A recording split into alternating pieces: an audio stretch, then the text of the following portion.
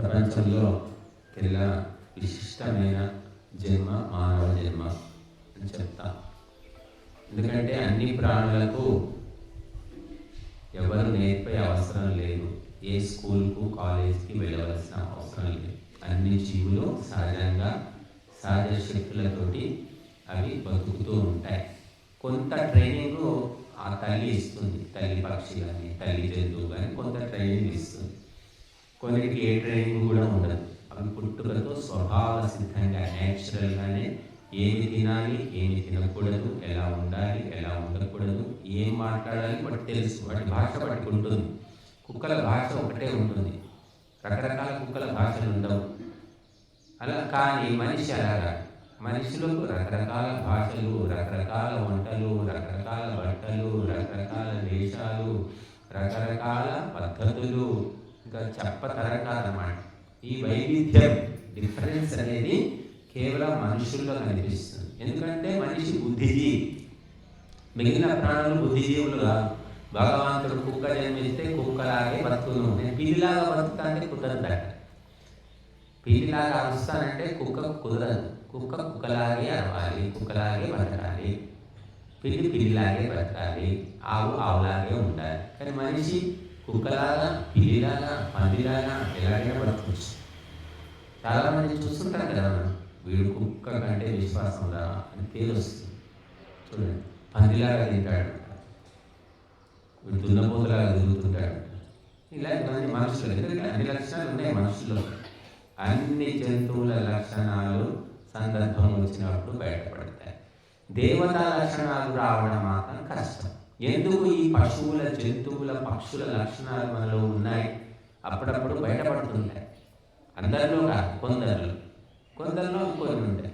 కొందరు అన్ని సుగుణాలు ఉంటాయి. కోపిష్టి ఉంటాడు, పాములాగా గుసగొడతాడు, వీడు అన్నీ బాగున్నాయి. కానీ కోపం ఒక్కటి చాలా డేంజర్ అంటే పాము లక్షణం. పాము కస్సు కుస్సుమంటుంది అనవసరాలు. అలాగా ఈ జంతువుల లక్షణాలు ఎందుకు వచ్చాయి అంటే, ఎన్నో జన్మలు ఎత్తి, జంతువుల జన్మలు, పశువుల జన్మలు ఎత్తి ఇక్కడ మానవ జన్మలోకి వచ్చాం కాబట్టి ఆ వాసన ఉంటుందన్నమాట, సంస్కారం అంటే. ఆ వాసనలు పోయి మానవ వాసన, దేవతా వాసన రావాలంటే ఏం చేయాలంటే యజ్ఞం చేయండి అని చెప్పారు మహర్షులు. అందుకే పుట్టక ముందే, తల్లి కడుపులో బిడ్డ రాకముందే యజ్ఞం చేస్తాం మనం. దంపతుల్ని కూర్చోబెట్టి హోమం చేయిస్తాం. హోమం చేయకుండా మరి మనుష్యుడు శుద్ధి కావడం కష్టం. ఆత్మశుద్ధి కావాలి. మనం అన్నం, పరమాన్నం ఉండాలంటే గిన్నె తోముతాం, అన్నం వండుకోవాలన్నా తోముతాం, మరి ఆ తోమిన తర్వాతనే వండుకుంటాం. అలాగా ఆత్మను, బీజము క్షేత్రము, ఈ రెండు శుద్ధి కావాలి. అప్పుడు ఆత్మశుద్ధి జరుగుతుంది. బీజం అంటే తండ్రి, క్షేత్రం అంటే తల్లి, ఇద్దరు కూడా పవిత్రంగా ఉండాలి. చెత్తంతా తిని సప్త ధాతువులు దూషితమైపోయాయి. అడ్డమైన తిండి తినేసి, అడ్డమైన వ్యవహారం చేసిన తర్వాత వాళ్ళకి బుద్ధిమంతులు పుట్టడం కష్టం. కనుక వాళ్ళిద్దరూ కూడా పవిత్రంగా ఉండాలి అని చెప్పారు శాస్త్రంలో. అప్పుడు పవిత్రమైన ఆత్మలు వారికి జన్మిస్తాయి. ఎవరు ఏ స్టాండర్డ్ ఉంటే వాళ్ళకి ఆ స్టాండర్డ్ సంతానం కలుగుతారు. కాబట్టి మరి సీత, రాముడు ఏ స్టాండర్డ్స్ వాళ్ళని చెప్పండి. అందుకే ఎలా ఉంటే లవకుశులు, తండ్రి కంటే గొప్ప వీరులు. అలాగా అందుకని స్టాండర్డ్స్ అనేవి చాలా అవసరం. భగవంతుడు చూడడు, ఎవరు పట్టించుకోరు అనుకోకండి. మనం చేసే ప్రతి పనిని భగవంతుడు చూస్తూనే ఉంటాడు. లెక్క ప్రకారమే అన్నీ జరుగుతున్నాయి. లెక్క లేకుండా గాలికి జరగడం లేదు ఏది కూడా. ఒక వ్యక్తి పెద్ద జ్ఞాని అయ్యాడు, ఒక వ్యక్తి గొప్ప పండితుడయ్యాడు, గొప్ప ఆర్టిస్ట్ అయ్యాడు, గొప్ప చిత్రకారుడు అయ్యాడు, గొప్ప కవి అయ్యాడు, గొప్ప వీరుడు అయ్యాడు అంటే దాని వెనుక కొన్ని కారణాలు ఉంటాయి. గాలికి కారణం. ఇప్పటి వరకు చరిత్రలో ఈ వేశ్యలు కానీ, ఉంపుడు గత్తెలు అంటారు, ఈ డ్యాన్స్ చేసుకునే వాళ్ళు, ఇటువంటి వాళ్ళకు పుట్టిన సంతానం ఎవ్వరూ గొప్పవాళ్ళు కాదు. ఒక తల్లి సక్రమంగా, శీలవంతురాలుగా, గుణవంతురాలుగా ఉన్నప్పుడే ఉత్తమ సంతానం కలుగుతుంది. తల్లికి సరైన క్యారెక్టర్ లేదనుకోండి, ఎవరు మంచివాడు పుట్టారు, గాలి పిల్లలు పుడతారు. అంటే గాలికి సందుల్లో గొంతుల్లో తిరుగుతూ ఉంటారు. కనుక తల్లి, తండ్రి ఇద్దరు శుద్ధంగా పవిత్రంగా ఉంటే ఉత్తమ సంతానం జన్మిస్తుంది. ఒకవేళ తండ్రి బుద్ధిమంతుడు కాకపోయినా పెద్ద పర్వాలేదు, తల్లి మాత్రం క్యారెక్టర్ ఉండాల్సిందే. తల్లికి క్యారెక్టర్ లేకుంటే పిల్లలకు రావడం చాలా కష్టమేంటి, అసలు జరిగే పని కాదు. తండ్రి తాగుబోతూ, తిరిగిపోతూ, పట్టించుకోడు, ఇలాంటివి చాలా చోట్ల చూస్తాం. కానీ తల్లి బుద్ధిమంతురాలు అయి ఉంటే తల్లి ప్రభావంతో ఆ పిల్లలు సక్రమంగా జరుగుతారు, తండ్రి లక్షణాలు రావు. ఒకవేళ పుట్టుకతో వచ్చినా కూడా తల్లి పెంపకం వల్ల పోతాయి. ఎందుకు అంటే తల్లి అంటే ఎవరు? బ్రహ్మశక్తి అని చెప్పారు. తండ్రి అంటే ఎవరు? క్షాత్రశక్తి, అంటే సెకండ్ క్లాస్. తల్లి అంటే ఫస్ట్ క్లాస్ అని. ఫస్ట్ క్లాస్ అంటే ప్రభావం ఎక్కువ ఉంటుంది, సెకండ్ క్లాస్ అంటే సెకండరీ ఇన్ఫ్లుయెన్స్. కాబట్టి ఉత్తమ సంతానం కావాలి అంటే, ఉత్తమ జీవితం కావాలంటే మనం మంచి అలవాట్లు, మంచి గుణాలు, మంచి లక్షణాలు పెంపొందించుకోవాలి. ఇప్పుడు ఎక్కడ పడితే అక్కడ తాగుతున్నారు, తిరుగుతున్నారు, గంతులు వేస్తున్నారు, పిచ్చి తిరుగులు తిరుగుతున్నారు, పిచ్చి తిండ్లు తింటూ ఉన్నారు. ఇది ఏ ప్రభావం చూపించదా?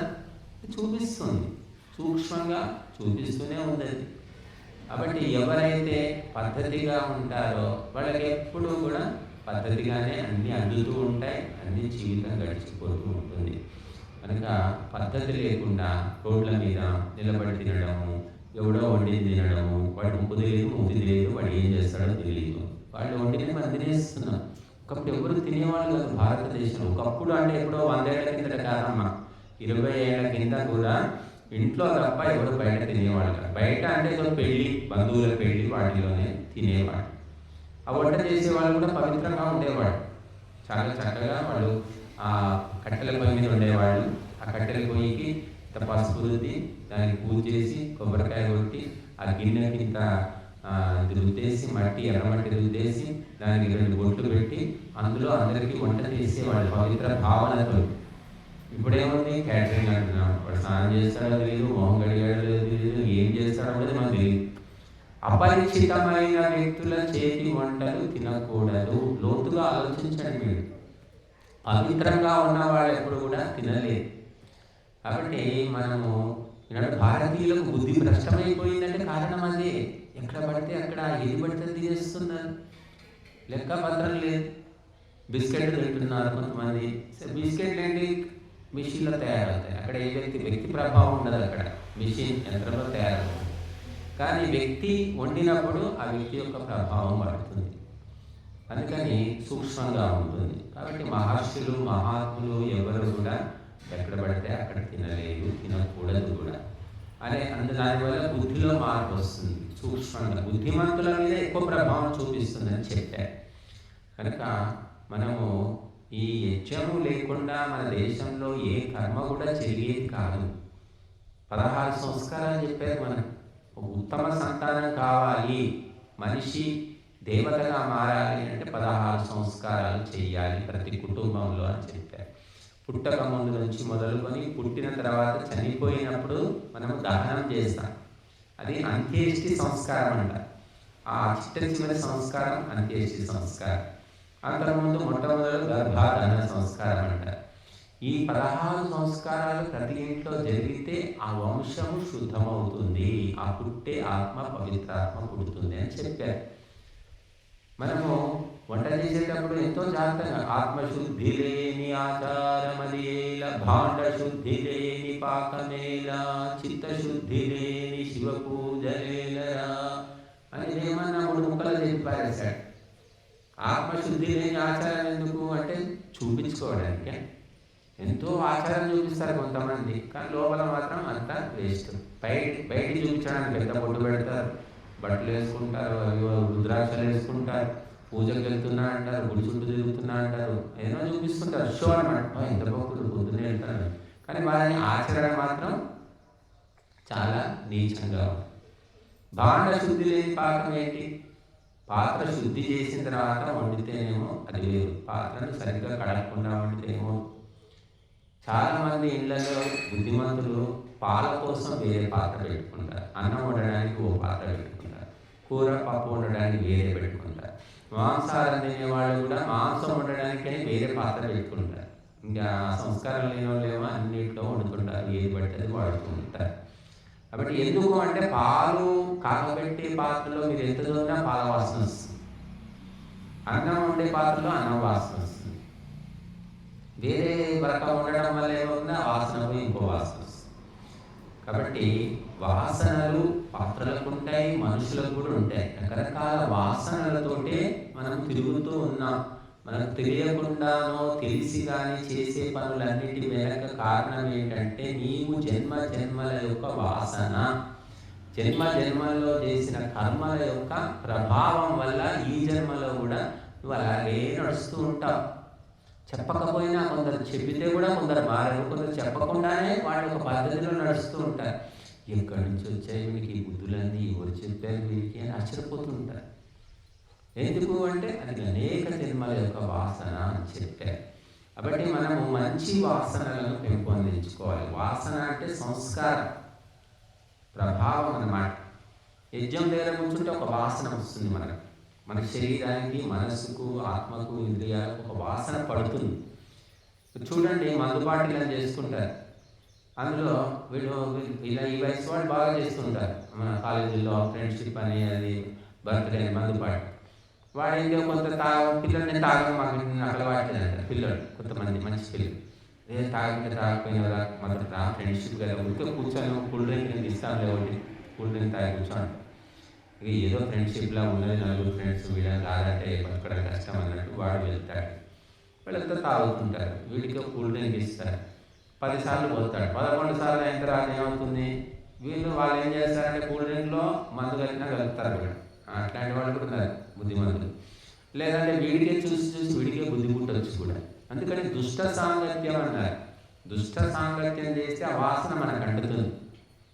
మనం దారానికి పువ్వులన్నీ గుచ్చి మాల కడతాం, ఆ పూల వాసన దారానికి అంటుతున్నదా లేదా? అట్లాగే మనం ఎవరితో తిరిగితే వాళ్ళ వాసన మన మీద పడుతుంది.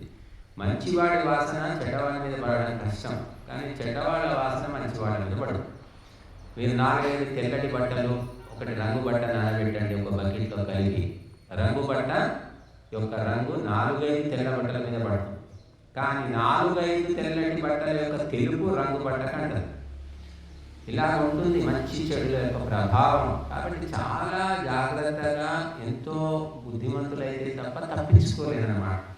కనుక ఈ వాసనలు మనిషి యొక్క జీవితాన్ని శాసిస్తున్నాయి. కాబట్టి ఇటువంటి పవిత్రమైన ఆత్మీయమైనటువంటి వాసనలను మనం నింపుకోవాలి.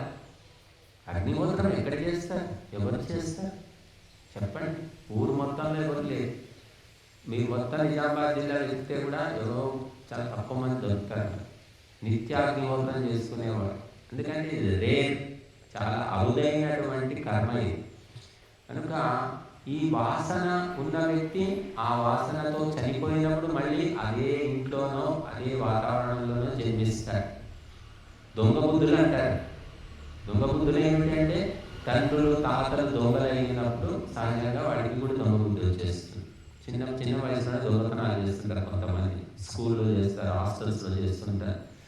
ఎవడరా పెన్ పోయింది, పెన్సిల్ పోయింది, నోట్బుక్ పోయింది వెతుకుతుంటాడు. ఎందుకంటే వాడు దొంగ బుద్ధి. ఆ బుద్ధి అంటే వాసన ఊరుకోదు, మనకి అవసరమా లేదా అనేది కాదు. అక్కడ లోపల ఉన్నటువంటి వాసన ప్రేరేపిస్తుంది, తీసుకో, దాచిపెట్టుకో, అవసరంగా లేకపోతే చేస్తారు. కొంతమంది బంధువుల లోపల వాళ్ళు బంధువులు పలానా సుగుణ వస్తుంది, పెళ్లికి వస్తుంది, పలానా కవిత వస్తుంది అంటే అందరూ జాగ్రత్త పడతారు. దొంగ బుద్ధి రాదండి, జాగ్రత్తగా ఉండాలి, అది వచ్చిందంటే ఏదో ఒకటి లాగేసుకుంటుంది, ఏదో ఒకటి తీసేసుకుంటుంది అని కొన్ని పేరు కొంతమంది టాప్ ఉంటుంది. బంధువుల్లోనే, మన బంధువులే దైనికెట్లు వచ్చే దొంగ బుద్ధులు అని అర్థం కాదు. అంటే ఇవన్నీ కూడా నేర్పితే వచ్చేవి కొన్ని, నేర్పకుండా వచ్చేవి ఎక్కువ. నేర్పకుండా వచ్చినవి పోగొట్టడం చాలా కష్టం. నేర్పితే వచ్చేవి అవి అతికించుకున్న వీసాలాగా ఉంటాయి, ఊడిపోతాయి. కనుక నేర్పకుండా స్వభావం అనేది వస్తుంది. కొంతమంది పుట్టినప్పటి నుంచి పిల్లలు మాకు ఇది తినాం అది తినమంటారు.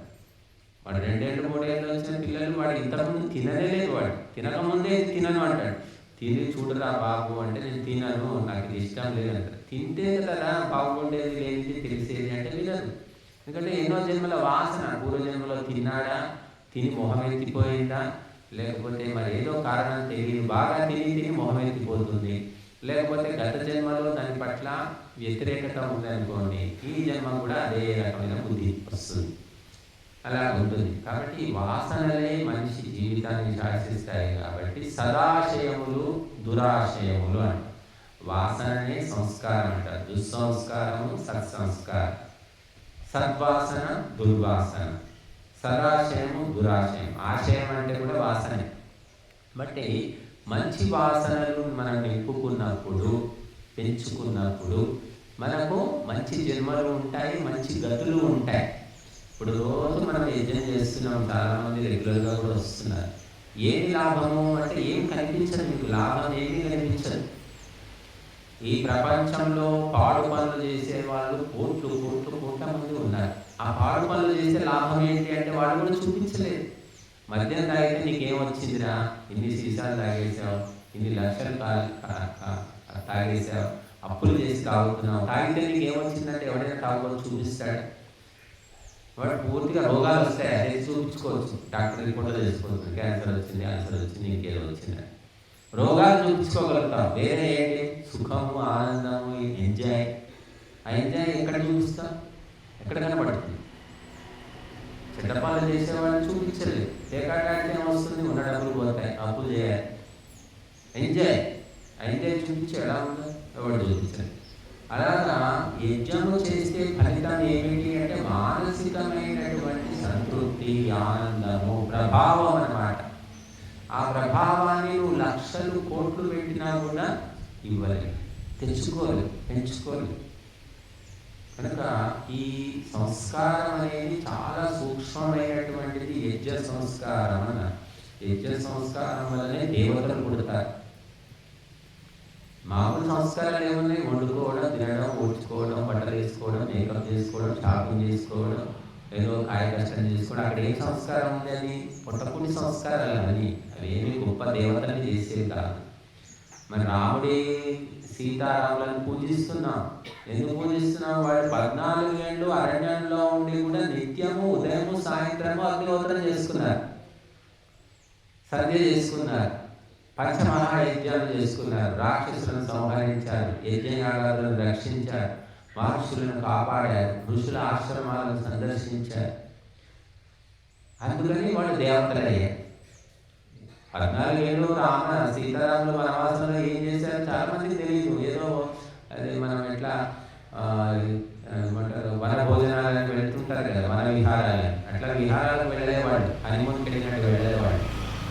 నిత్యం అగ్నిహోత్రం, ఉదయం సాయంత్రం అని రామాయణం చెప్తుంది. ఇది కనుక నిత్యాగ్నిహోత్రం చేయడం వల్ల శక్తి సంపన్నులు అవుతారు. శక్తి సంపన్నులు అయ్యారు కాబట్టి రాముడి దగ్గర ఏముంది? రథాలున్నాయా, గుర్రాలున్నాయా, ఆయుధాలున్నాయా, సైనికులు ఉన్నాయా? ఎవరు లేదు. కానీ లంకేశ్వరుడైన రావణాసురుడిని గెలిచాడు. ఆ శక్తి ఎక్కడి నుంచి వచ్చింది అంటే అగ్నిహోత్రము. నిత్యాగ్నిహోత్రము శ్రద్ధాసక్తులతో చేసేవాడు. ఏదో మొక్కుబడిగా చేయడం కాదు. ఒక తల్లి ప్రతిరోజు వంట చేస్తుంది, 3 పూటలు చేస్తుంది. ప్రతి పూట కూడా ఆమెకు ఒక పరీక్షని, ప్రతిరోజు ప్రతి పూట అదే శ్రద్ధతో వండుతుంది. ఒకరోజు ఏదో వండి పారేద్దాం అని ఉండదు. ఒక అటెన్షన్ మూడ్, సావధాన చిత్తంతో ఆమె వంట చేస్తూ ఉంటుంది. ఎప్పుడు వండినా నువ్వు పప్పుచారు అదే టేస్ట్ ఉంటుందమ్మా, బాగా చేస్తావమ్మా పప్పుచారు, వంకాయ కూర వండితే నువ్వే ఉండాలి, అదే టేస్ట్. అలాగా టేస్ట్ అంటే వస్తువులతోనే వస్తుందా? మనిషి యొక్క శ్రద్ధతో కూడా వస్తుంది టేస్ట్. అన్ని వస్తువులు ఇస్తే కూడా ఉన్నది కూడా చెడగొడతారు కొంతమంది అయితే వండితే. ఓకే, మనకు ఎంత ప్రేమ ఉంటుందో, శ్రద్ధ ఉంటుందో పని మీద, ఆ వంట తినే వ్యక్తుల మీద, దాన్ని బట్టి వంటలో రుచి వస్తుంది. అగ్నిహోత్రం అంటే స్వాహాన్ని ఏదో విసిరేయడమా? ఎక్కడికి వెళుతుంది? ఆవుతులన్నీ దేవలోకానికి వెళ్ళిపోతున్నాయి. ఇంకోటి దేవతలు వీటిని స్వీకరిస్తున్నారు. నువ్వు అదృశ్య రూపంలో ఉన్న దేవతలకు సమర్పిస్తున్నావు. ఇక్కడ అగ్ని, ఈ అగ్ని ఏమగ్నిది? పవిత్రమైన అగ్ని ఇది. పొయ్యిలో ఉంది ఒక అగ్ని, శ్మశానంలో అగ్ని ఉంటుంది, కుమ్మరి ఆవంలో అగ్ని ఉంటుంది, కమ్మరి కొలిమిలో అగ్ని ఉంటుంది, చలిమంట వేసుకుంటే అగ్ని ఉంటుంది, సిగరెట్ వెలిగించుకుంటే సిగరెట్లో కూడా అగ్ని ఉంది. ఆ అన్ని అగ్నుల కంటే పవిత్రమైన అగ్ని ఇది. ఇది మంత్రపూర్వకంగా వెలిగించిన అగ్ని. మనము శ్మశానంలో కూడా అగ్ని లేకుంటే మనం చేయలేము. కానీ శ్మశాన అగ్ని వేరు, క్రవ్యాగ్ని అంటారు దాన్ని. ఇది మాంసం తినే అగ్ని అని. ఆ అగ్ని మాంసం తినకపోతే శవం కాలదు. కానీ ఇక్కడ అన్ని జీవులకు, అన్ని లోకాలకు, అన్ని దేవతలకు ఆహుతులను పంచిపెట్టే దూత, అగ్ని అనే దూత ఉన్నాడు ఇక్కడ, దేవతల దూత. కాబట్టి మనము శ్రద్ధాసక్తులతోటి ఏకాగ్ర చిత్తంతో స్వాహ స్వాహ అని సమర్పించాలి. ఈ తత్వము తెలియాలి. అందుకే పిల్లలు వద్దని ఎందుకు చెప్తాను? పిల్లలకి ఏం తెలియదు. వాళ్ళు ఏదో అందరూ విశ్లేస్తున్నారు, నేను విశ్లేస్తాను. మనము దేవతలకు సమర్పిస్తున్నాము. దివ్యమైన గుణాలు, దివ్య లక్షణాలు, దివ్యమైన శక్తుల కోసం సమర్పిస్తున్నాము. సృష్టి అనే యజ్ఞము నడవడానికి సమర్పిస్తున్నాం. ఏమీ లేదు ఇక్కడ. స్వాహ సమర్పణ, స్వాహ సమర్పణ, ఇంతే కదా ఉంది. అసలు ఏమీ ఉంది పెద్ద ప్రాసెస్ ఇక్కడ. కానీ దీని వెనక ఎంతో సైన్స్ ఉంది, టెక్నాలజీ ఉంది, ఎంతో హిస్టరీ ఉంది, క్యారెక్టర్ బిల్డింగ్ ఉంది ఇక్కడ. స్వాహ స్వాహ అని సమర్పిస్తే ఈ చేతులతో ఆవుతులు వేస్తున్నాం. ఈ చేతులే అన్ని పాపాలు చేసేది, అన్ని పుణ్యాలు చేసేది ఇదే చేతులు. ఒక మనిషి పీక విసికేది ఇదే చేతులు. ఒక ఇంట్లో దొంగతనం చేసేది ఇవే చేతులు. ఒకరిని కొట్టేవి ఇవే చేతులు. ఒకరికి పెట్టేవి ఇవే చేతులు. ఇదే చేతులతో ఇక్కడ స్వాహాన్ని సమర్పిస్తున్నాం. 100 సార్లు, 1000 సార్లు, 1,00,000 సార్లు నువ్వు స్వాహాన్ని సమర్పించిన తర్వాత ఈ చేతికి ఒక సంస్కారం ఏర్పడుతుంది, ఒక వాసన ఏర్పడుతుంది. ఆ చెయ్యి అదే పని చేస్తుంది. ఇంకా ఎన్ని జన్మలు ఎత్తినా కూడా వాసన పోదనమాట. పుట్టిన తర్వాత ఏదో కులంలో పుడతారు, కర్మ కొద్ది ఏదో ప్రాంతంలో పుడతారు. కానీ గత జన్మల్లో చేసినటువంటి యజ్ఞయాగాల్లో వాసన ఉంది కాబట్టి వాడు వెతుకుంటూ ఆ యజ్ఞకుండం దగ్గరకు వస్తాడు. మరి అందరూ వస్తున్నారు. ఊళ్ళో 5 ఏళ్ళ నుంచి చూస్తున్నారు, వచ్చిన వాళ్ళే వస్తున్నారు. ఆ వాసన అనేది లోపల నుంచి ప్రేరేపిస్తుంది. గతంలో ఎంతో కొంత అలవాటు ఉంది కాబట్టి సైంటిస్టులు పరిశోధించారు. ఈ లిక్కర్, ఈ మద్యపానం అలవాటు ఎందుకు అవుతుంది, ఎందుకు తాగుతున్నారు అని పరిశోధించి లాస్ట్కి ఏం చెప్పారంటే జెనెటికల్గా అది 90% జెనెటికల్గా వస్తుంది అన్నారు. 90% వాడికి తాత తండ్రుల నుంచి ఆ జీన్స్ ఉంటాయట. తాగుడు ప్రేరేపించే జీన్స్. అది వచ్చిన వ్యక్తి తాగుడు వైపు వెళ్ళిపోతాడు. ఎవరు నేర్పరు, కూర్చోబెట్టి పాఠం చెప్పరు, ఎవరు కూడా చెప్తారు. ఏ స్కూల్లోనైనా కాలేజీలోనైనా తాగండి అని ఎవరు చెప్పరు. ఏ తల్లి చెప్పరు, ఏ తండ్రి చెప్పరు. తాగుబోతు తండ్రి కూడా చెప్పకపోవచ్చు నేను అనుకుంటా. ఇంకా ప్రశ్నలు ఉంటే చెప్తారు. కానీ ఎందుకు ఈ అలవాటు ఇంట్లో వస్తుందంటే ఎక్కువ మట్టుకు జెనెటికల్ అన్నారు. సిగరెట్ కూడా అంతే. కొంత తల్లిదండ్రులకి సిగరెట్ అలవాటు ఉండదు, వాడు ఎక్కడో నేర్చుకుంటాడు. ఎందుకంటే గత జన్మల్లో ఆ వాసన ప్రేరేపిస్తుంది, తీసుకుపోతుంది. ఇంటా వంటలేని అలవాట్లు ఇక్కడ వచ్చాయి వీడికి అని మనం అనుకుంటాం. అని అనేక జన్మల యొక్క వాసనలు సందర్భం వచ్చినప్పుడు బయటకు వస్తాయి. అప్పుడే బయటపడాలని పుట్టగానే పిల్లవాడికి ఏ లక్షణాలు అన్నీ బయటపడవు. ఒక్కొక్క వయసు వస్తున్న కొద్దీ ఒక్కొక్క లక్షణం బయటకు వస్తుంటుంది. తల్లిదండ్రులు ఆశ్చర్యపోతూ ఉంటారు. నటరాజ రామకృష్ణ అని ఉండేవారు, గొప్ప నాట్యాచార్యుడు. ఆయన 50 పుస్తకాలు రాశారు. ప్రపంచంలో నాట్యాలన్నీ ఆయనకు తెలుసు. మరి ఆయన నాట్యం వాళ్ళ ఇంట్లో ఎవరైనా నాట్యం నేర్చుకున్నారు, నేర్పారు అంటే తల్లిదండ్రులు జమీందారు, ధనవంతులు. వాళ్ళ ఇంట్లో పురుషులు డ్యాన్స్ చేయడం అనేది ఎన్నడూ జరగలేదు. మరి ఆయన పుట్టాడు, వాళ్ళ ఇంటా వంటాలనేటువంటి ఆ నాట్యాన్ని అభ్యసించుకొని శాసించాడు. నాట్య గురువుగా రాణించాడు. పద్మభూషణ్, పద్మశ్రీ అవార్డు కూడా వచ్చాయి. వాళ్ళ ఇంట్లో ఎవరు లేరు, వాళ్ళ తాత తండ్రుల్లో కూడా ఎవరు లేరు. ఎక్కడి నుంచి వచ్చింది అంటే ఆ ఇంట్లో పుట్టవలసినటువంటి రుణం ఏదో ఉంది, దానికి తోడు ఏదో జన్మ వాసన కూడా ఉంది. కాబట్టి ఆ నాట్యం అనేది నేర్చుకున్నాడు. నేర్చుకోవడం కాదు, ఆయన రాశాడు పుస్తకాలు. ఆంధ్ర నాట్యం అని ఒక నాట్యమే కనిపెట్టాడు ఆయన, కొత్తగా ఆవిష్కరణ. కనుక చాలా మందికి కుటుంబంలో లేని అలవాట్లు వీడికి ఎట్లు వచ్చాయి అని ఆశ్చర్యపోతూ ఉంటాయి. కారణం ఏంటంటే అనేక జన్మల వాసన. నీ కుటుంబంలో ఏదో రుణం ఉండి పుట్టాడు, కానీ ఎన్నో జన్మల వాసనలు అయితే ఆపలేం కదా. ఆ వాసనలు అనేవి వెంబడిస్తూ ఉంటాయి. కాబట్టి వాడు నాట్యమో, సంగీతం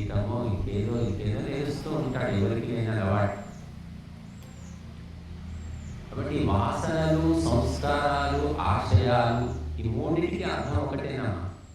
కాబట్టి వాటిని మనము లెక్క పెట్టలేము, వెల కట్టలేము.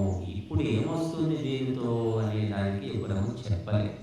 అన్నం తింటే కడుపు నిండుతుంది, గిన్నె ఖాళీ అవుతుంది. యజ్ఞం చేస్తే కూడా నెయ్యి గిన్నె ఖాళీ, సామాగ్రి ఖాళీ, అన్ని ఖాళీ. ఏమొస్తుందంటే బూడిద మిగులుతుంది. ఇంకా ఏమొస్తుంది అంటే ప్రత్యక్షంగా చూపించడానికి ఏముంటుందంటే ఏముండదు, చూపించేది ఉండదు. అనుభూతి, ఫీలింగ్, మన మనసు లోపల భావన. ఆ భావన వల్లనే, ఆ ఫీలింగ్ వల్లనే అన్నీ జరుగుతున్నాయి, అన్ని జన్మలు కూడా కలుగుతూ ఉన్నాయి. దానం చేస్తాం, దానం చేస్తే ఏమొస్తుంది?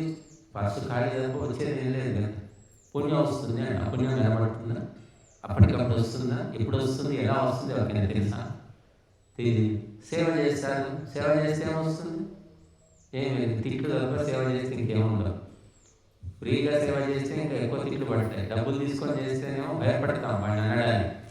ఇంకా డబ్బులు తీసుకున్నారు కాబట్టి ఏమన్నంటే వాడు వెళ్ళిపోతాడు. ఫ్రీ కాబట్టి ఇది ఇట్లుంది, అది నువ్వు చేస్తావా పని చేయలేవు. సేవా ధర్మ పరమ గహనో యోగినామపి అగమ్య. ఈ సేవా ధర్మం అనేది చాలా కఠినమైనటువంటిదంట. యోగులకు కూడా అసాధ్యమని చెప్పారు. యోగి కూర్చొని కళ్ళు మూసుకొని యోగం చేసుకోవచ్చు, పెద్ద కష్టమేం లేదు, ఎవరితో సంబంధం లేని పని. కానీ సేవ అనేది సంబంధం ఉన్న పని. నీ సేవ నలుగురు మెచ్చాలి, ఒప్పుకోవాలి అంటే నువ్వు ఒళ్ళు దగ్గర పెట్టుకొని చేయాల్సి వస్తుంది. కళ్ళు మూసుకొని కూర్చొని తప్పే ఉంది, పెద్ద కష్టమే ఉంది అందులో. నువ్వు కళ్ళు మూసుకొని నిద్రపోతున్నావా, ఆలోచిస్తున్నావా, కళలు కంటున్నావా, ఏం చేస్తున్నావు ఎవరికి తెలుసు? అది ఎవరు చెప్పలేదు. అందరూ కళ్ళు మూసుకుంటారు. పిరమిడ్ ధ్యానం వెళ్తారు వీళ్ళంతా. ఈ ఊళ్ళో చాలా మంది పోతారు పిరమిడ్ ధ్యానం. కళ్ళు మూసుకొని కూర్చుంటారు. సుబ్బమ్మ కూర్చుంది, అనిత కూర్చుంది, కవిత కూర్చుంది, లక్ష్మి కూర్చుంది, ఇంకొక 10 మంది ఆ మహిళలు కూర్చుంటారు. ఏం చేస్తున్నారు? కళ్ళు మూసుకొని ఆలోచిస్తున్నారా? ఇంటి విషయాలు ఆలోచిస్తున్నారా? లేదా కునికి పాటు పడుతున్నారా? కళలు అంటున్నారా? ఏం చేస్తున్నారో ఎవరికి లేదు. కానీ అందరూ కళ్ళు మూసుకున్నది అయితే కనబడుతుంది మనకి. కళ్ళు మూసుకున్నారని మూసుకున్నారు అంతవరకే. కాబట్టి యజ్ఞం యొక్క ప్రభావం అత్యంత సూక్ష్మమైనటువంటిది. సత్కర్మలకు తక్షణమే ఫలితము ఉండదు, దుష్కర్మలకు కూడా ఉండదు. ఏవి అప్పటికప్పుడు ఫలితాన్ని ఇవ్వవు. ఒక చెడ్డ పని చేస్తే అప్పుడు దొంగతనం చేయాలని పోలీసులు వచ్చి పట్టుకుంటారా? పట్టుకోవాలని ఎవరు దొంగతనం చేయడు. పట్టుకోకుండా ఉండడానికి ప్లాన్ వేసి ఎవరు చూడకుండానే దొంగతనం చేస్తారు. వాడు ఎప్పుడు పట్టుకుంటాడో, ఎప్పుడు పట్టుబడతాడో, ఎప్పుడు శిక్ష పడుతుందో ఎవరికి తెలియదు. అది ఎప్పుడో జరుగుతుంది కాబట్టి ఎవరు పట్టుకోలేదు, మళ్ళీ చేద్దాం. ఇలా దొంగలు ఎందుకు తయారవుతారంటే, సరే 10 సార్లు దొంగతనం చేశాడు, పట్టుబడలేదు, 11వ సారి పట్టుకున్నాను. పట్టుకున్న తర్వాత ఏం చేస్తారు? జైలుకు పంపారు. జైలుకు పోయాడు. అమ్మో జైలు అంటే ఏదో ఏమవుతుందో అనుకుంటారు. అక్కడికి పోయిన తర్వాత ఏమైంది? 4 రోజులు, 6 నెలలు, సంవత్సరం ఉన్నాడు. అలాగే ఎంత బాగుంది, ఇక్కడ ఏముంది, బయటకంటే జైల్లోనే బాగుంది, 3 పూటలు అన్నం పెడుతున్నారు, హాయిగా ఫ్రీగా ఉన్నాం. అంతే కదా, కాలు తీసేయలేదు, చేతులు విరిచేయలేదు, కొరడ దెబ్బలు కొట్టలేదు, ఏం శిక్ష లేదు కదమ్మా. ఉంటాడు, సంవత్సరం ఉంటాడు, వాడు వస్తాడు. మళ్ళీ ఇంకా విజృంభించి ఇంకా ఎక్కువ దొంగతనాలు చేస్తాడు. ఎందుకంటే ఇక్కడ చాలా మంది దొంగలతో సహవాసం వస్తుంది, స్నేహం ఏర్పడుతుంది, అనుభవాలు చెప్పుకుంటారు. పాత దొంగలు, కొత్త దొంగలు, చిల్లర దొంగలు, జోగు దొంగలు అందరూ కూడా జైల్లో కలుసుకుంటారు. కాబట్టి వాడు ముదిరిపోయి వస్తాడు. మళ్ళీ ఈసారి గజ దొంగగా మారుతాడు వాడు. అలా ఉన్నాయి మన జైళ్ళు. జైల్లో సంస్కరణ జరగడం లేదు, రిఫార్మేషన్ లేదు. వాడు పోయి ఇంకా ముదిరిపోయి వస్తాడు.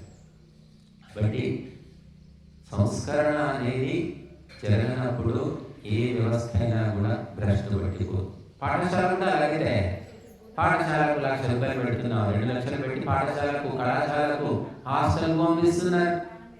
పోయిన తర్వాత బాగుపడుతున్నాడు వాడు, ఇంకా ముదిరిపోయి వస్తున్నాడు వాడు.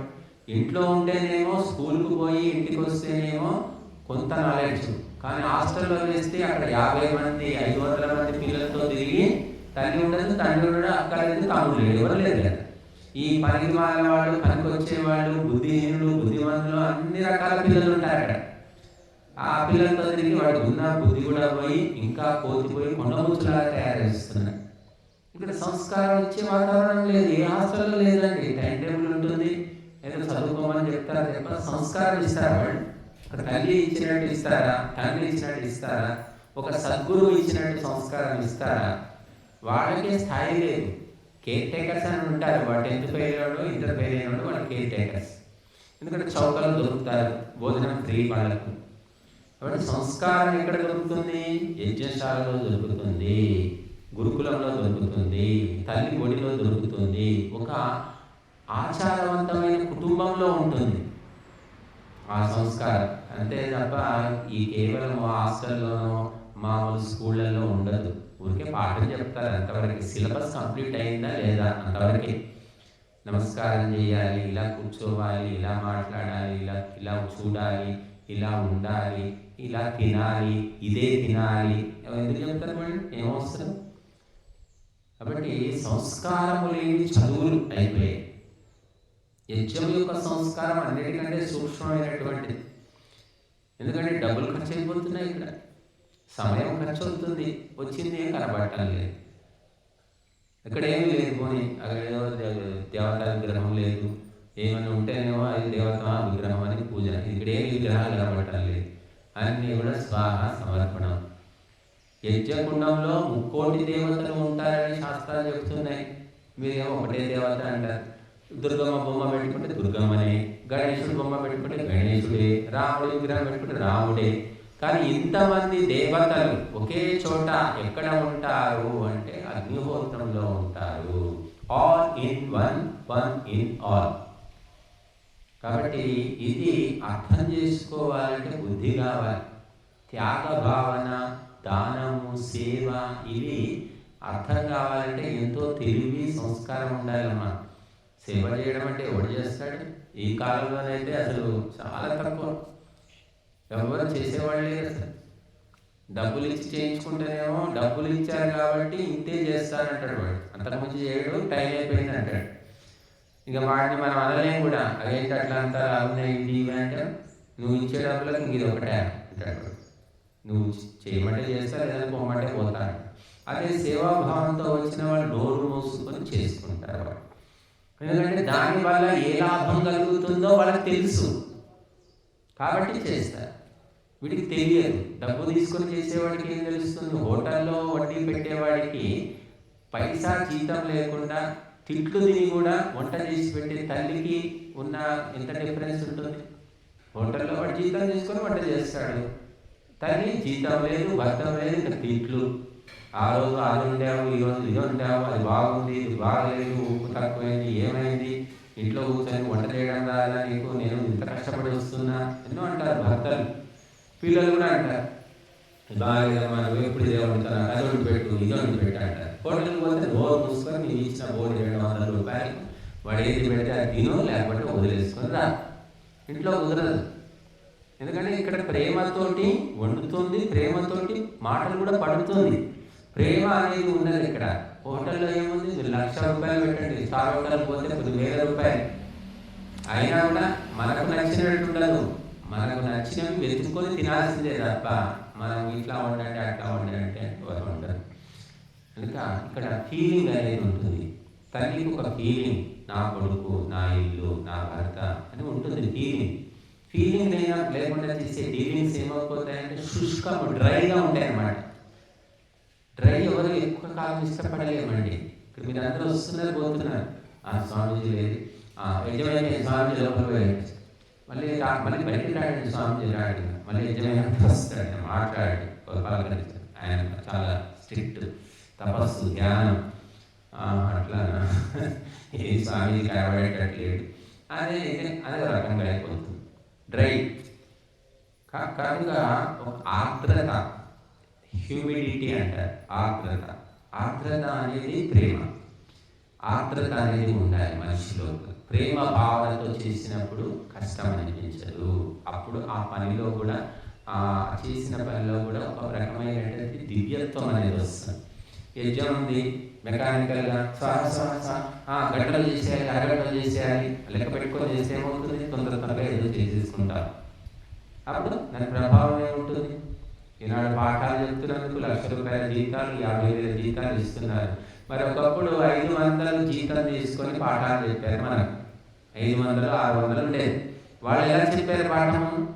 వాళ్ళకి 50 మంది పాఠశాలలో ఉండే క్లాస్లో ఉండే పిల్లల పేర్లన్నీ గుర్తుండేవి. చాలా శ్రద్ధగా చెప్పేవాళ్ళు. ఇప్పుడు పాఠమే కాదు, గుణపాఠం కూడా చెప్పేవాళ్ళు. ఇప్పుడు గుణపాఠం కుదరదు. సిలబస్ చెప్పుకో, నోరు మూసుకో, బయటికి పో అంటున్నారు. స్టూడెంట్స్ అంటున్నారు, తల్లిదండ్రులు కూడా అంటున్నారు. నువ్వు ఎందుకు, వాడు ఏం చేస్తే నీకు ఏమవసరం? నీకు అనవసరం వాడి వ్యక్తిగత విషయాలు. నువ్వేం తిట్టకూడదు, దెబ్బ కొట్టకూడదు అంటున్నారు. డ్రై ఎడ్యుకేషన్ అనమాట, డై ఎడ్యుకేషన్. కానీ ఒకప్పుడు ఒక ఫీలింగ్తో చెప్పేవాడు. డబ్బులు 500, 600 జీతం ఇస్తున్నారు, దానికి న్యాయం చేయాలని భావన ఉండేది. ఇప్పుడు పాఠశాలలో ఆ భావన లేదు, వంటశాల పొట్టుకు వెళ్తే ఆ భావన లేదు, యజ్ఞశాలలో కూడా డబ్బులు తీసుకొని యజ్ఞాలు మాకు ₹1000, ₹2000, ₹5000 ఇస్తేనే యజ్ఞంలో కూర్చోవాలి మీరు అని మనం ఎక్కడ చేశారండి మన వాళ్ళు వినాయక మండపంలో ₹1000. మరి మనం ఇక్కడ మాత్రం అంతా దేవుడే దిక్కు, దేవుడి మీద భారం వేసి ఇచ్చిన వాళ్ళు ఇస్తారు, ఇవ్వని వాళ్ళు ఇవ్వరు, ఇది జరిగిపోని ఏదో రకంగా మనం చేసుకుంటున్నాం. ఇది మరి నిజంగా ఇస్తున్నాడు దేవుడు? ఇస్తాడా అంటే నమ్మిన వాళ్లకు ఇస్తున్నాడు, నమ్మని వాళ్ళకు ఇస్తున్నాడు భగవంతుడు. అదే దేవుని నమ్మని వాళ్ళు కూడా హాయిగా బతుకుతున్నారు కదా. నాస్తికులు అంటారు, దేవుళ్ళే దయ్యం, ఇదంతా బోగస్, మాయ, మోసం, స్వామీజీలంతా మోసగాళ్ళు అంటారు. వాడు బతుకుతున్నాడు, మనకంటే హాయిగా బతుకుతున్నాడు. దేవుడిని నమ్మిన వాళ్ళు బతుకుతున్నారు, కష్టాలతో బతుకుతున్నారు, రకరకాలు ఉన్నారు. అంటే అందరికీ ఎండ, వాన, నీరు, నిప్పు అన్నీ భగవంతుడు సమానంగా ఇస్తున్నాడు. సమత్వం, సమభావన. కానీ మరి మనిషి మాత్రము దాన్ని దురుపయోగం చేసుకుంటున్నాడు. ఇంకా సంస్కారము, ఆశయము, వాసన, ఇది చాలా ముఖ్యమైనటువంటివి అన్నమాట. వాసన వలన ఒక పిల్లవాడు పెళ్లి చేసుకుని అంటాడు, ఒక పిల్లవాడు 4 పెళ్లి చేసుకుంటాడు. చూస్తున్నాం మనం. ఒక పెళ్లి పేరైపోయింది, మరి నోరు చూసుకొని ఉండొచ్చు కదా. ఈ పెళ్లి పేరైంది, నా కర్మ అయింది అనుకుని ఉండదు. ఆడవాళ్ళు ఉండట్లేదు, మగవాళ్ళు ఉండట్లేదు. 1 కాదు, 2, 2 కాకుండా 3, 4 పెళ్లిళ్ళు చేసుకున్న వాళ్ళలో నేను చూశాను. అది ఎందుకు అంటే వాసన. ఇంకొకడు ఆస్తి ఉంది, అంతస్తు ఉంది, అందం ఉంది, డబ్బు ఉంది, అన్ని వాడు వేరేలో కలిసిపోతాడు, సన్యాసులో కలిసిపోతాడు. నీకేం పోయే కాలం వచ్చిందా? అన్నీ ఉన్నాయి కదా, ఏం తక్కువ ఉందిరా నీకు, ఎందుకు వచ్చింది బుద్ధి, పాడు బుద్ధి అని తల్లిదండ్రులు అంట. పాడు బుద్ధి, పాడు బుద్ధో ఏ బుద్ధో వాటి సంస్కారం, మనకి అటువంటి సంస్కారం జాగృతమైంది. ఎవరిలో ఏ సంస్కారం జాగృతం అవుతుందో తెలియదు. బుద్ధుడికి అందరికీ తెలుసు. సిద్ధార్థుడు రాజకుమారుడు, భార్య యశోధర, అల్లారు ముద్దుగా అపరూపంగా పెంచాడు తండ్రి. రాజభవనం, ఇంద్రభవనంలో పెళ్లి చేశాడు, పిల్లలు కూడా అన్నాడు. అప్పటి వరకు బాగానే ఉంది. తర్వాత ఆయన ఒక శవాన్ని, ఒక రోగిని, ఒక ముసలివాడిని చూశారంట. మరి మనం కూడా చూస్తున్నాం కదా, బోలెడు శవాలు చూసాం, బోలెడు ముసలివాళ్ళని చూస్తూనే ఉన్నాం. రోగులైతే చెప్పనవసరం లేదు. ఇది చూసినా మనకేం వైరాగ్యం రావట్లేదు. కానీ బుద్ధుడికి వచ్చేసింది, ఒకసారి చూసాట తనలో పోతుంటే వైరాగ్యం వచ్చేసింది, మనసులో ఒక ఆలోచన వచ్చేసింది. సంస్కార జాగృతి అంటారు దాన్ని. ఒక రకంగా బతికిన మనిషి హఠాత్తుగా మారిపోతారు. ఎందుకు ఇట్లా మారిపోయాడు, కారణం ఏంటి కూడా తెలియదు మనకు. అదేమిటంటే గత జన్మల యొక్క సంస్కారం ఆ సమయంలో మేలుకున్నది, జాగృతమైంది అంటారు. ఇలా బుద్ధుడికి ఆ ఎన్నో జన్మలలోని ఆ వైరాగ్యం అనే సంస్కారం జాగృతమై ఆలోచనలో పడ్డాడు. ఏమిటి జన్మ, ఇంతేనా, ఎవరైనా చావాల్సిందేనా, ఎవరికైనా ముసలితనం తప్పదా, నేను కూడా ముసలివాడిని అయిపోతానా, ఈ రోగాలు వస్తాయా, ఎందుకు వస్తున్నాయి, ఇది మూలమేంటి అని ఆలోచనలో పడి దాన్ని తెలుసుకోవడానికి ఇల్లు, వాకిలి, వైభవము, అష్టైశ్వర్యాలను వదిలిపెట్టేశాడు. అందరూ చూస్తుంటారు కానీ ఎవరికైనా. శ్మశానంలో కాపరి ఉంటాడు, రోజు శవాలు ఎగబెడుతుంటాడు. వాళ్ళకి వైరాగ్యం వచ్చినట్టు చూశారని వాళ్ళకి మనం ఏడుస్తుంటాం పోయి, వాడు ఇట్లా చూస్తుంటాడు. డ్రై చూసి వాళ్ళకి గుండె ఎండిపోయి ఉంటుంది, డ్రైగా చూస్తుంటాడు. ఎంతసేపు ఏడుస్తున్నాడు ఏంటి అని వాడు అనుకుంటాడు. అలవాటు అన్నమాట, అంత కలగదు. డాక్టర్ ఉంటాడు, మరి బుద్ధుడికి రోగిని చూస్తే వైరాగ్యం వచ్చింది. డాక్టర్ రోజు రోగులను చూస్తారు, కుష్ఠ రోగులు, పిచ్చి రోగులు, ఆ కాలు దిగిన వాళ్ళు యాక్సిడెంట్ ఎంతో మందిని చూస్తే వాడికి వైరాగ్యం వస్తుందా? మన రక్తం చూస్తే మనకి అంటాం. మనం రోజు రక్తము, పేగులు, మాంసము, పొట్టలు వేయడము, తీయడము, మందులు ఇవ్వడము, కట్లు వేయడము ఎంత చూసి వాడికి వెగట అనిపించదా? అన్నం ఎట్లా తింటాడు వాడు, సంసారం ఎట్లా చేస్తాడని అనిపిస్తుంది మనకు. అంటే అట్లా మరి వాళ్ళ సంస్కారం అట్లా ఉంటుంది, మన సంస్కారం ఇట్లా. కాబట్టి సంస్కారం అనేది సూక్ష్మంగా ఉంటుంది, అది ఎప్పుడో జాగృతం అవుతుందో మనకు తెలియదు. అనేక జన్మలు అని చెప్పారు. ఇదే మొదటి జన్మ కాదు మనకు, ఇదే చివరి జన్మ కాదు. కాబట్టి ఒళ్ళు దగ్గర పెట్టుకొని పాప కర్మలు చేయకు, ఫలితం అనుభవించవలసి ఉంటుంది, వదిలిపెట్టకు. క్రైస్తవులు మహమ్మదీయులు ఉన్నారు, వాళ్ళు ఏమిటి, ఇదే మొదటి జన్మ, ఇదే చివరి జన్మ. వాళ్ళకు ఇది సీరియల్ జన్మ లేవు, వాళ్ళ కాన్సెప్ట్ లేదు. కాబట్టి ఇది మొదటి జన్మ ఇదే, చివరి జన్మ ఇదే. కాబట్టి నువ్వు తప్పు చేస్తే నీకు నరకం ఇస్తాడు దేవుడు, మంచి చేస్తే స్వర్గం ఇస్తాడు, అయిపోయింది, చాప్టర్ క్లోజ్గా. కానీ మనకు అట్లా కాదు, మంచి పనులు చేస్తే మంచి జన్మలు, ఉత్తమ జన్మలు వస్తూ ఉంటాయి. చెడ్డ పనులు చేస్తే నీచ జన్మలు అయితే చివరికి పురుగులాగా కూడా కావాల్సి ఉంటుంది, ఆ స్థాయికి దిగలేకపోతాం. మంచి పనులు చేస్తుంటే దేవతగా, యోగిగా, మహాత్ముడిగా, మహారాజుగా అట్లాగే జన్మలు ఎత్తుతావు. చివరికి అనేక ధర్మ కార్యాలు చేసి 100% ప్యూర్ అయిపోతే ఏం చేస్తాడు భగవంతుడు? మోక్షం పంపించేస్తాడు. ఇక జన్మలు అనేవి ఆగిపోతాయి. అప్పటిదాకా మనం రకరకాల జన్మలు ఎత్తవలసిందే అని మనకు శాస్త్రాలు చెప్తున్నాయి. వాళ్ళకేమో ఇదే మొదటి జన్మ, అదే చివరి జన్మ అంటారు.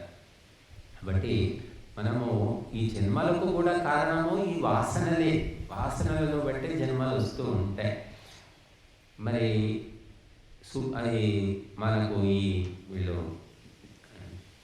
జెనెటిక్స్ స్పెషలిస్టులు ఏమంటారంటే, వాళ్ళు పరిశోధనలు చేసి ఈ రకరకాలైన లక్షణాలు ఎలా వస్తున్నాయి, ఎందుకు వస్తున్నాయి, కారణం ఏంటని పరిశోధించి ఏం చేశారంటే, మనిషికి తల్లి గర్భం లోపలే 90% నిర్ధారణ అయిపోతుందట.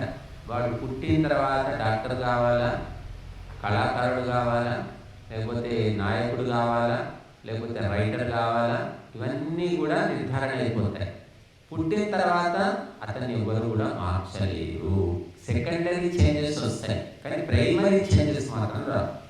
ఒక వ్యక్తి పుట్టిన తర్వాత కవి అవుతాడు. కవిని తీసుకొచ్చి నువ్వు నేను సోల్జర్ తయారు చేస్తా, సైనికుడిని చేస్తా అంటే అయ్యే పని కాదు. ఒక వ్యక్తి చిన్నప్పటి నేను ఇన్స్పెక్టర్ని అవుతా, నేను సైనికుడిని అవుతా, ఇంకేదో అవుతా అని చెప్తుంటాడు. వాడిని పట్టుకొచ్చి ఆర్టిస్ట్ని చేస్తా అంటే అయ్యే పని కాదు. కొంతమంది బిజినెస్ మైండ్ ఉంటుంది, చిన్నప్పటి నుంచే వాడి అన్ని కూడా వ్యవహారం. వాడిని పట్టుకొచ్చి నువ్వు ఏదో నేను పురోహితుని చేస్తా అంటే అవుతారు. కాబట్టి ఇక్కడ మేము కూర్చొని చెప్తున్నాం, మేమేదో కావాలని మా అమ్మ నాన్న అనుకున్నారు, కానీ మాకు ఇదే కావాలని మాకు ఇష్టమని. ఎవరు ఒత్తిడి చేయలేదు, బుద్ధిలో వచ్చింది అది పూర్వజన్మ సంస్కారం. ఎవరు కూడా పురోహితులు కావాలి, లేకపోతే స్వామీజీలు కావాలని ఎవరు కోరుకోరు, ఏ తల్లిదండ్రులు కోరుకోరు. నీకేం దానికి ఇంజనీర్ కావాలి, డాక్టర్ కావాలి, కలెక్టర్ కావాలి, ఇలాంటి ఆలోచనలు ఉంటాయి అందరి తల్లిదండ్రులు. కానీ మన గత జన్మల వాసనలు, కర్మలు మనల్ని వెంబడించి బలవంతంగా తీసుకుని పోతాయి. లొంగిపోవలసిందే, ఏం చేయలేదు ఏ తల్లి, ఏ తండ్రి, ఏ గవర్నమెంట్ కూడా ఏం చేయదు.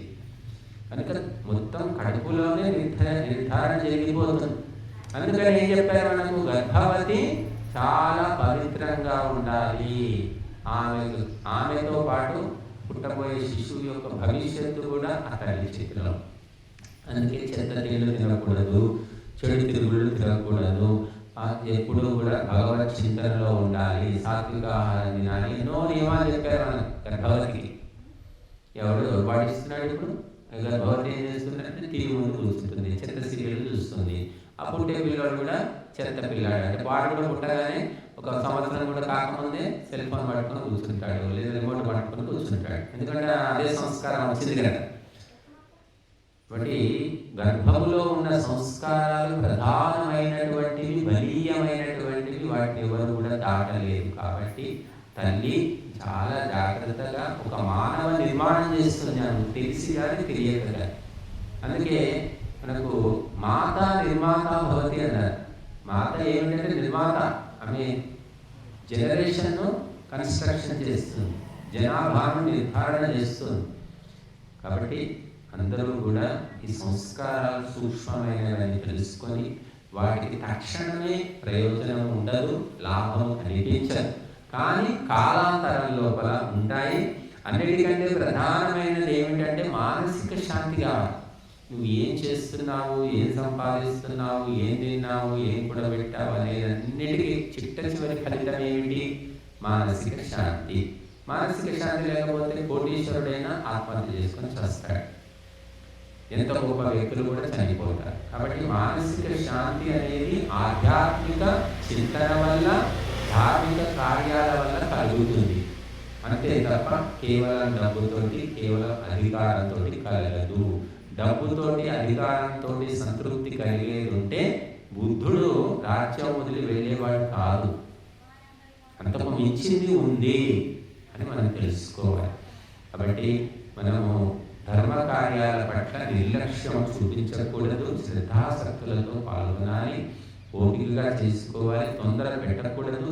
నేను చూస్తూ ఉంటాను, సత్యనారాయణ వ్రతం అని, నవలక్ష్మి వ్రతాలు చేస్తుంటారు. అది ఏదో వంతుకొచ్చింది అన్నట్టు మెకానికల్గా చేసుకుంటున్నారు. నువ్వు నమ్ముకున్న దాన్ని ఎందుకు శ్రద్ధగా చేయలేకపోతున్నావు? కొంపలు మునిగే పనే ఉంది అంటే అదొక రకమైనగా తయారైపోయారు. అరగంటలో ముగించుకుందాం, 15 నిమిషాల్లో ముగించుకుందాం, తొందరగా చెప్పబోయా, వేరే పని ఉంది, అది ఇదే చెప్తూ ఉంటారు. ఆయన కూడా అదే ఉంటుంది, ఇది ముగించుకుంటే ఇంకో చోట పూజ చేసుకోవచ్చు కదా, ఇంకో చోటుకి వెళ్తే డబ్బులు వస్తాయి కదా, ఆయనకు ఉంటుంది, వీళ్ళకు ఉంటుంది, వాళ్ళకు ఉంటుంది. చివరికి ఏమిటంటే శ్రద్ధ లేదు, ఆసక్తి లేదు, సున్నా అయిపోయాయి కూడా. హిందూ సమాజంలో శ్రద్ధాసక్తులు లేవు, కేవలం మెకానికల్ పూజలు మిగిలాయి. మెకానిక్ పూజ వల్ల నీకు మనశ్శాంతి వస్తుందా? మనసులో ఏకాగ్రత వస్తుందా? కాబట్టి దయచేసి ధర్మ కార్యాల పట్ల ఆసక్తితో చేయండి, నిరాసక్తితో చేయకండి. ఏదో తప్పదా ఆయన తద్దినం అన్నట్టు చేయకండి. పూర్తి డెడికేషన్తో, అంకిత భావంతో మనం చేసుకుంటే మనసుకు శక్తి వస్తుంది, మానసికంగా మనం శక్తివంతం అవుతాం. కనుక సంస్కారాలు అనేవి మనం సంపాదించుకోవాలి. అవి ధర్మ కార్యాలతో మాత్రమే వస్తాయి. అధర్మ కార్యాల వల్ల కూడా దుస్సంస్కారాలు వస్తాయి, కానీ అవి దుష్ట జన్మలకు కారణం అవుతాయి. కాబట్టి అందుకోసమే మనకి ఏం చెప్పారు? వేదం చెప్తుంది, భద్రం కర్ణేభిః శృణుయామదేవాః భద్రం పశ్యేమాక్షభిర్యజత్రాః. ఇప్పుడు భద్రాన్ని చూడు, భద్రాన్ని విను, అభద్రాన్ని చూడకు, అభద్రాన్ని వినకు. వింటే ఏమవుతుంది, చూస్తే ఏమవుతుందంటే ఒక ప్రభావం పడుతుంది, ఒక సంస్కారం పడుతుంది. పూర్వం ఏం చెప్పేవాడంటే భార్య తినేటప్పుడు భర్త చూడొద్దని చెప్పేవాడు. ఎందుకు?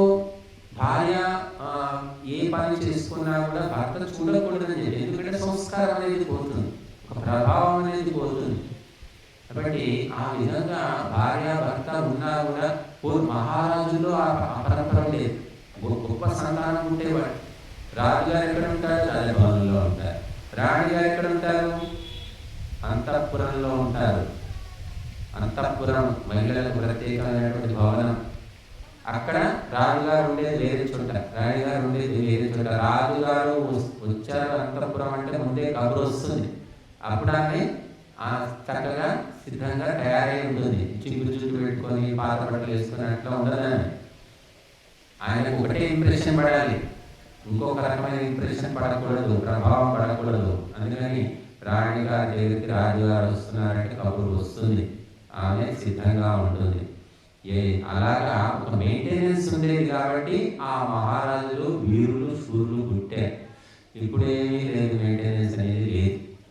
ఇంకా ఎవరు ఎక్కడ ఏ స్థాయిలో ఎలా ఉండాలో అలా ఉంటే విలువ అనేది ఉంటుంది. అదే ఒక ప్రభావాన్ని కలిగిస్తుంది మనకు. ఇంకా ఆ ప్రభావమే అన్నిటికీ మూలం.